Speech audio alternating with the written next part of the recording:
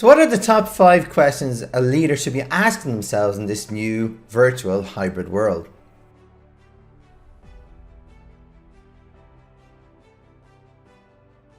This stemmed out of a conversation I had, a really good conversation I had with a really good old friend of mine and colleague who now is a successful business owner. We were talking all things business. We're talking about his business, how he's doing, and he's doing very well. But we got onto the topic of leadership and sort of questions the leaders should be asking themselves in this new world. Has anything changed? And we had a really diverse conversation, and we agreed that certain things had, but certain things always remained the same. But we sort of landed on 5 sort of really good questions to ask.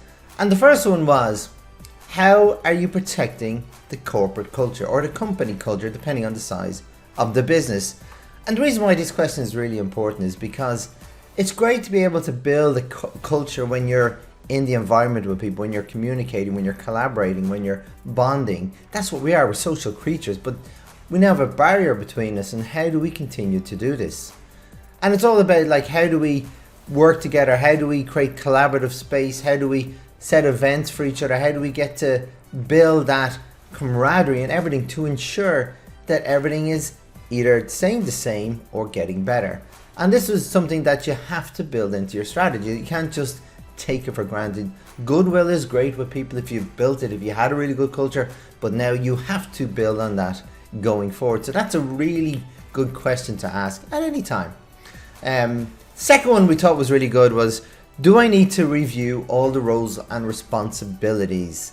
Because if you think about it now, some people will thrive working from home, some people will not. Some people will have a blend, a mix, they want a hybrid approach. So does that mean you really need to assess what people are doing and how they're doing it? And it's not about changing the organizational structure, but maybe adding or changing or diverging some of their responsibilities onto someone else, and giving them something else to do, something that they are good at. And I always talk about playing to people's strengths and making sure that their weaknesses are not something they need to do a lot of. And it could be communicating online. So be mindful of how the roles and responsibilities need to work and adapt in this new world. And another big question I always like to ask is about strategy. Am I being strategic enough? And this, for any leader, is a really important question to ask all the time. I often talk about why strategy. Well, you need to protect your customers, your teams, and your future customers, and even your supply chains, right? That to me is the responsibility of a leader. But then another responsibility is all about growing the business. If you're not in business to grow, you should not be in business. I talk about that a lot.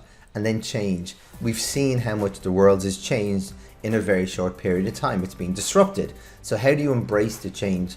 And so that's, for me, are you being strategic enough in those areas, or are you just being tactical? Now, there is a time and place to be tactical, and that's when things happen. Something happens very, very quickly. You need to react. But then you need to get into that proactive mindset to ensure that this stuff doesn't happen again, right?